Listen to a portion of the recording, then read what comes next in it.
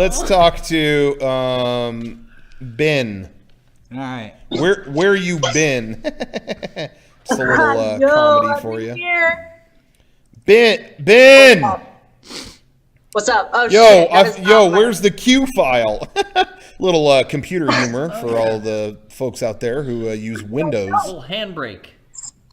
What's happening? Hey, what's up?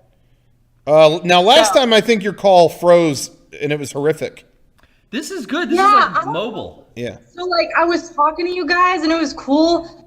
And then, like, I got a notification on my phone. It said, like, hey, it's Al-Qaeda. We're back, and we hacked your phone. So I don't know what was up with that. Whoa, but Wow. got a new phone, so we're back. It's cool. Serious. Yeah, that sounds messed up. That's well, next level. Did you have a comment or a question? I had a question.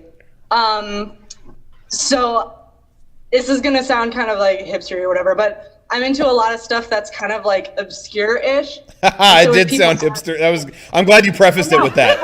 No, that was good. No, that was actually well done because I know how that can be.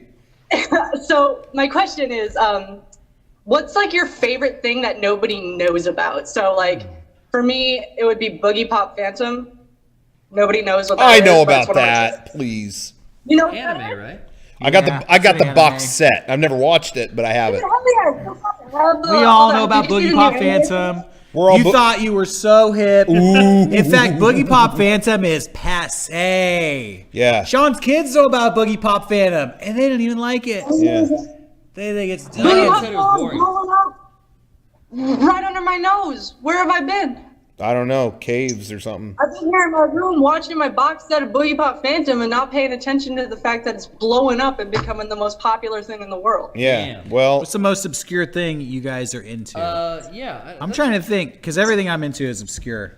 Yeah, I mean, there's levels to this, right? So, like... but Derek didn't preface it with, this might sound like a hipster, so No. he just came off lame. Yeah, so What? you're already Yeah, kind of following it. Right? Someone had sounded to like- tell you. Someone had to tell you. I'm sorry. Come off, cool. Someone had You to tell sounded like a hipster before it was prefaced, so we knew not to. Yeah, label. she did it right. You didn't, and now you're fucked. I'm sorry. I am a hipster.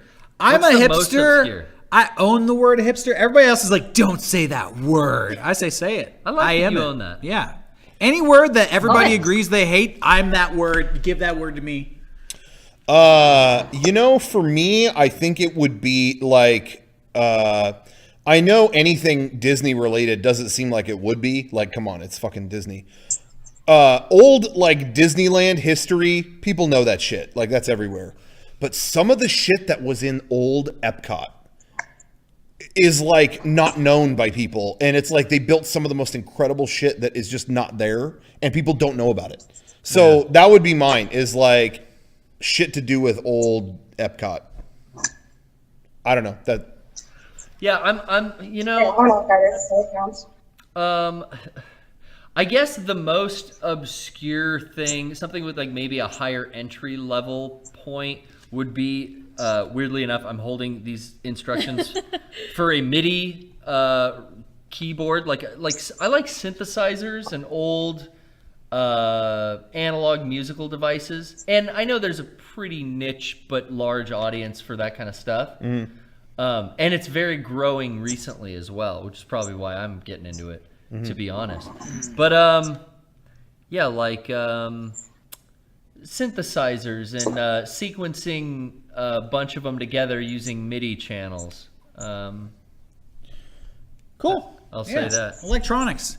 Yeah, electronics in general, yeah. For me, I find that there's a huge misconception that people have that everything, all information is available online.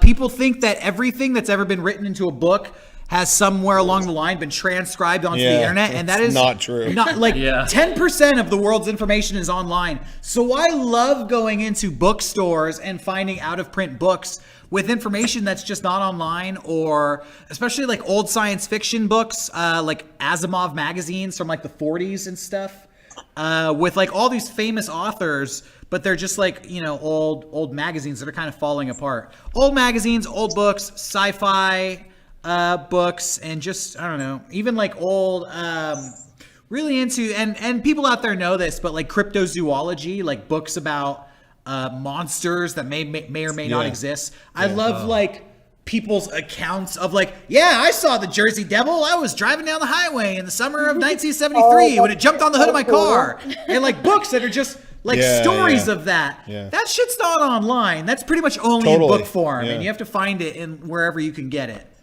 I should add too, when I said the Epcot thing, more specifically too, like there's like soundtracks people have made from like, hey, there was a whole original soundtrack done for like Universe of Energy that was never released, but I in 1989 hooked a conductive microphone up to a speaker in a bathroom, and now I have that. So I have albums of shit like that. That's where it's crazy. Like no one would have heard this shit. Like no one had, you know, so stuff like that I think is where I'm coming from with the Epcot, some of the material from it. But yeah, I agree with Derek though too. There's a lot of books that you find shit that are like, this is, who else is looking at this right now? Yeah. It's so forgotten. Like, oh my God. I found like a mentalism book, and it wasn't like a magician's book. It was like how to do actual like mental like hypnosis and mind control. And it was like a book that was written in like 1910. It was almost like a legitimate like sorcery book. I found it at the swap meet. And it was like a really old magazine. The dude sold it to me for $20. Pretty expensive. Yeah. But I was like, I don't know. This is just like a cool artifact. Like, this is something you would see in an Indiana Jones movie, like from the 30s. Totally, you know? So I like it. Like old like snake oil stuff. Yeah. I'll answer. Exactly. Sean's not here. I'll answer for him because there's no way it won't be different than this. His would be Radio Mystery Theater. Sean finds and has like old recordings of like radio mystery stuff, and like he has like okay, see, I knew it was like a bat signal.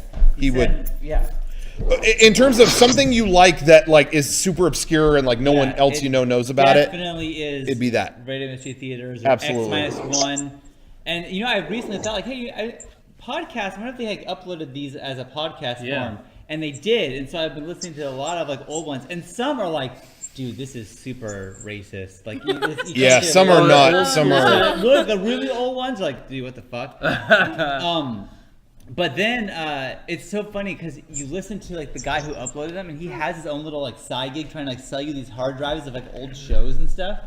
And it's like, he's talking to like super old people like, yo, if you like this show and you like old time radio, then check out my website. Oh, and you really? get this DVD archive of all the classic silent films. And then he keeps saying this line of, I don't know why, but hard drive prices are getting more expensive, so this is a really good deal. And I keep thinking like, that is definitely not true. Yeah.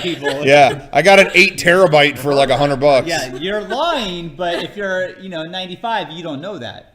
Yeah. So there's my answer. Thank you for. You're right, Rocco. All right, there you go, Ben. Good night. Night. Good night. That was what an angle. Ben, I have to go again. she dunked herself into the fish tank. Later.